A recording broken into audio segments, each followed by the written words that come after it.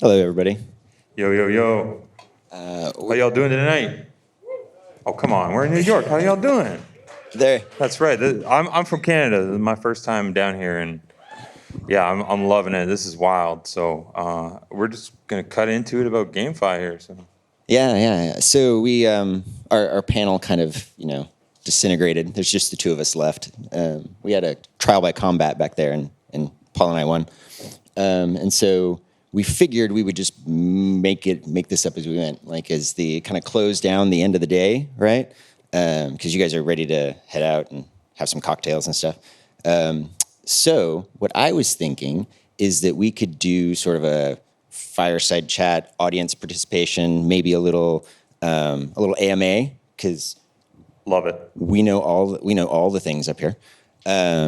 So how about Paul? Why don't you tell us a little bit about your background, just a little bit, so Sure. we'll get Yeah. started. So I'm Paul Walton. You can also call me the Big Gooey as my artist name. I've been in this space for about a year. I predominantly started out with NFTs. And I was building on the Telos network. For any of you who don't know, it's this smoke and layer one, grassroots, no ICO. So it was a really cool place to kind of study the blade and get my skills up. And I just ended up grinding on the chain long enough that they saw kind of what I was trying to build for infrastructure and the ecosystem, and trying to remedy kind of all the problems I see on the other blockchains. And I feel like it's a small but mighty community over there. And I think the potential that it can bring to GameFi, to DeFi, is really smoking. So I'm now the curator for the chain for all things NFT. So I'm just really out there looking for the health and well-being of the ecosystem. Excellent. And then I'm Chris Chapman. You may know me by Memnock online. Once upon a time, I was a Disney Imagineer, and then I discovered NFTs around 2017. I helped the team at Decentraland build their stuff, ship that.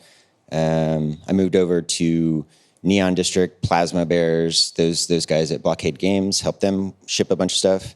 And then I moved to Sandbox, help those guys. I specialize in UGC virtual worlds, so this is why these are kind of recurring themes. Help the guys at Sandbox get their.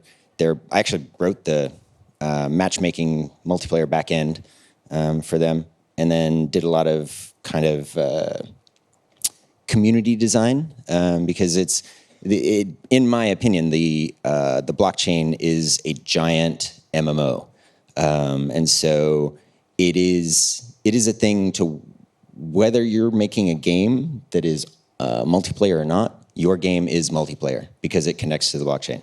So you've seen the folks today talking, especially like the guy at Masari. What he was saying was absolutely dead on, that the white space is around social game mechanics. That is what everybody in the NFT gaming needs to pay attention to. So I did that, and then right now I'm I just shipped Cyber Brokers. That's a thing. I wrote all the lore for that. Did some design, worked for with Josie and Ben to get that out the door. And then currently I'm building a composable NFT platform, basically, with my friend Alex. Silly Tuna is what he's commonly known as. So we are basically breaking down games into composable pieces, is kind of the long story where I've drawn the arc. It started with game assets and then community, and now it's moving sort of into composable game mechanics, and that's like I said, that's kind of the arc of the whole thing. All right. So that being said, does anybody have any questions about game dev and NFTs? And we'll try to tackle them.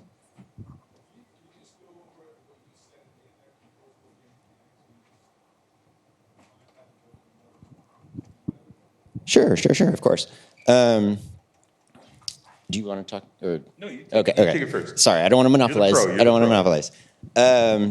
So, actually, you know what? A good example is what we're doing with Cyber Brokers, right?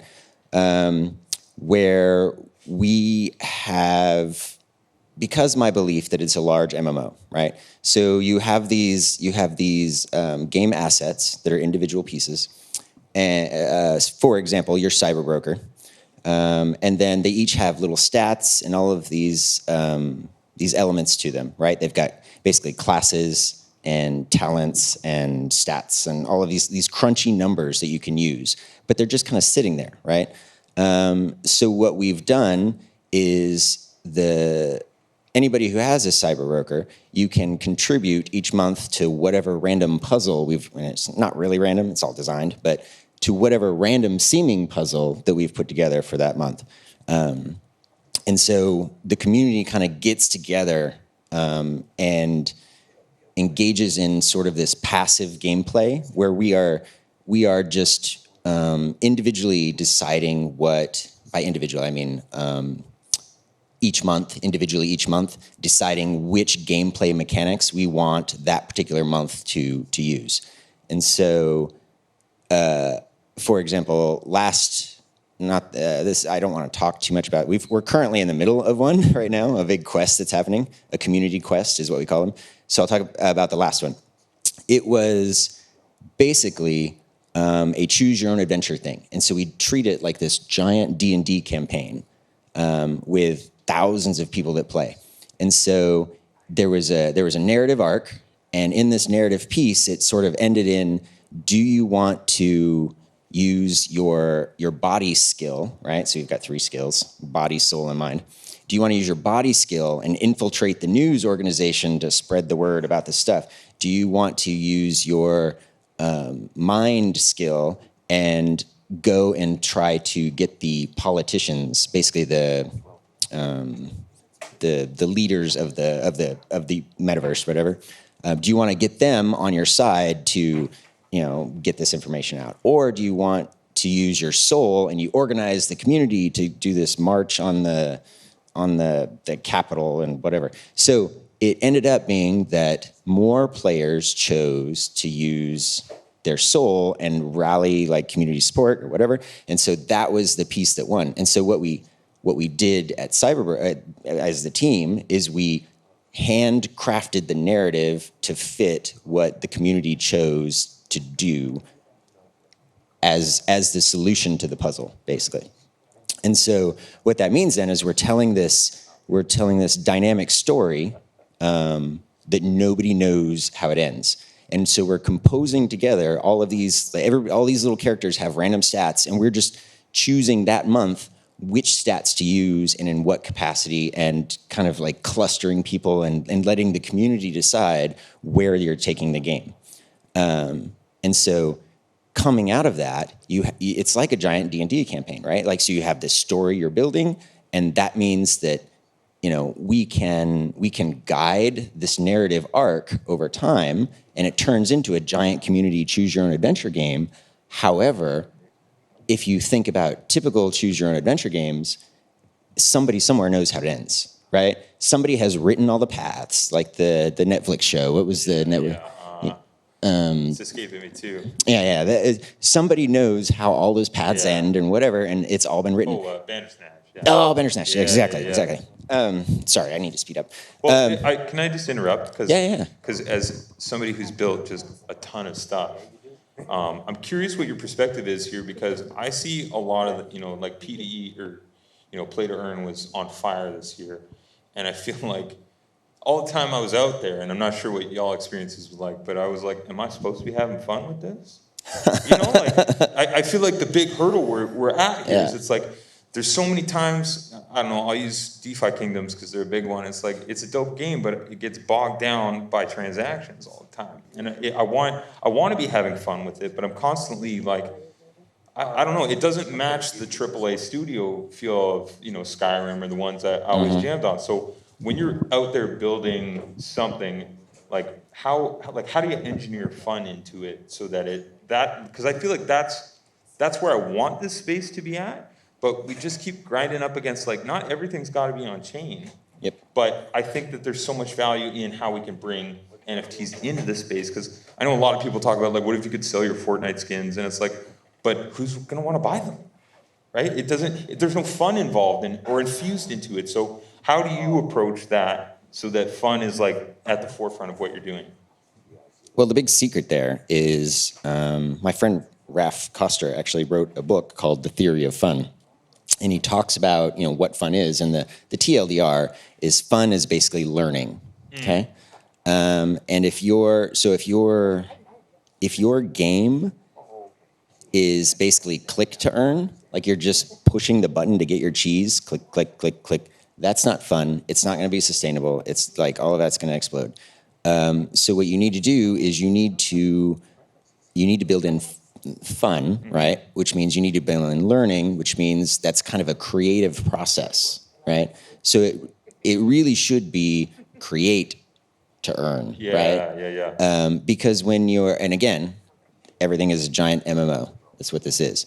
And so if you are creating and earning, as you create, you are contributing to the community. You are contributing to the bigger ecosystem.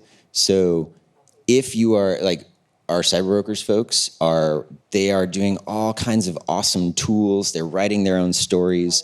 I pulled a bunch of the more creative ones into our writing room. They're actually building like a lot of the story. Like it has been just such an amazing thing to have the community participate in creating the narrative, creating the story, creating the fun, creating the game. Because that's where the love is. Well, and I think that D&D reference is perfect because I'm a huge D&D nerd. And there's like nothing like those moments you have where you're sitting at the table with your homies, rolling the dice, and you don't know what's next, and you're collaboratively telling a story together. And that's exactly like that's such a beautiful perspective that I and it's fun. It is so much fun. That's why we're here, right? Like why? Otherwise, why am I not just trading? Yep. So I feel like we spent did we answer your question, by the way? Okay, good. Yeah, sorry man. I forgot about that. Does anybody else have a question? You guys have talked a lot about different chains and different sort of virtual worlds. From your perspective, where do developers go when they're designing their games and sort of think, okay, here's what's going to be around for next year and the next 5 years? How do I develop to sort of make sure that what I make is still there 2-3 years from now? That's all. That's a great question. I think first of all, know exactly what it is that you want to accomplish, and because sometimes I see a lot of people accommodating their plans to the blockchain, and I think that's kind of what kills the fun sometimes. So honestly, I would look at it like plan for a game that is going to be on a chain that doesn't exist and what you want, and just kind of be pushing towards that, because obviously it's the way that a lot of the layer 1s and the layer 2s are rolling out now, like they can facilitate stuff that's coming out. So as a creator, I guess, I always think about it in the terms of like, if I try to meet where things are at right now, I'm never really truly happy with what comes out. But if you look at it from a perspective of like, I don't know, obviously when you're building a game, it takes more than 4 months, like a lot of people have promised in their roadmaps.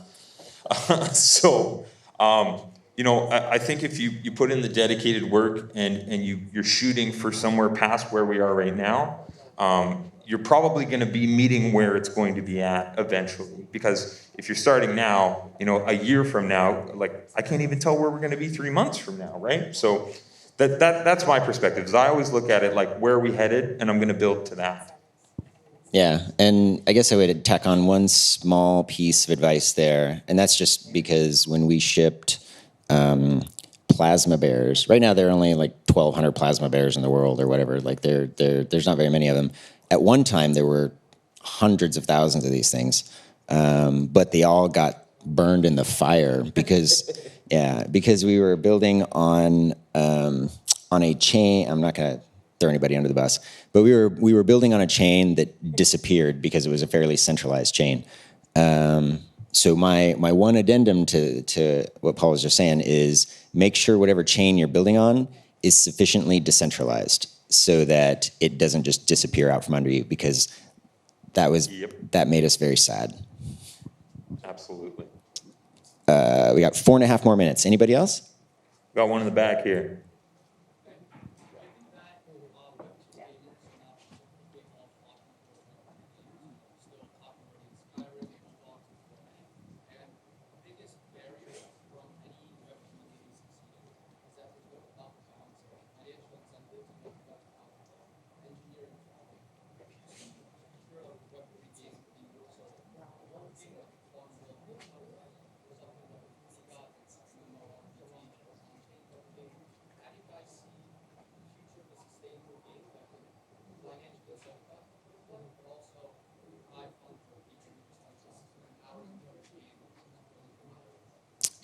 Yep, yep.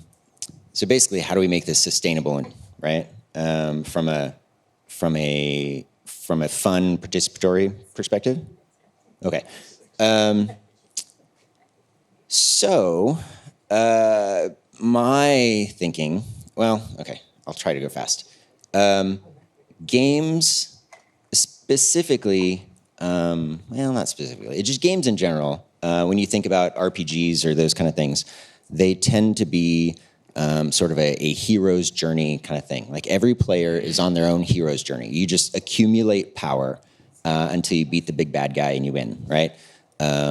In MMOs, everybody kind of is on that same track until you get to the end game, and then it's all about the community working together to beat the big bad guy, right? Like, but it's this whole thing is a journey that accumulates power.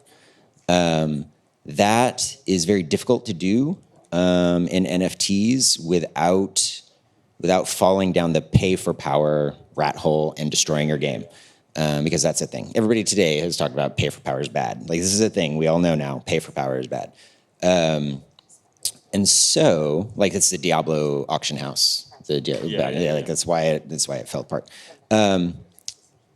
So you want to avoid that, and in order to avoid that, you have to get outside this sort of red ocean AAA stuff. Because in the Web 2 world, that's really fine, right? Like any single player game, like that's what you want. That's fun. You want to accumulate. You want to crush the bad guys. You want to get more powerful. It's like, but as soon as you connect to the blockchain, it's suddenly a multiplayer world and all that stuff falls apart. So what we do then is we design different games. Like instead of this red ocean of AAA stuff that is very low risk to design because it's version 2, version 3, Diablo 4. Don't get me wrong, like I love Diablo.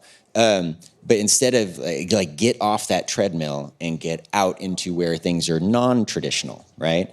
And because there's all of this blue ocean out there. There's so many crazy things like Wolfgang, the Wolf game, that are interesting and they're more passive. And when a game is more passive like that, that gives you more space in between your play sessions to talk and plan and strategize with your friends and stuff, right? One of my favorite examples of games that have successfully done this kind of thing is Magic the Gathering, right? It's 30 odd years old. They've got 20,000 plus different unique cards. They do releases every year and it's done nothing but grow. Yeah. And the reason is because there's the online, and I don't mean like internet online. I mean like the synchronous play where you're actually playing with somebody with a deck, but there's also the asynchronous play where you're off and you're talking with your friends, you're strategizing, you're building your deck.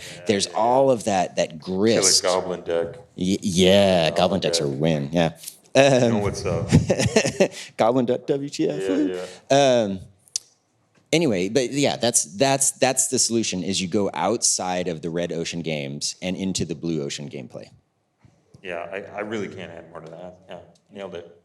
We got 5, 4, 3, 2. We're in. One. Blast off. Well done, Thanks, guys. gentlemen. Round of applause.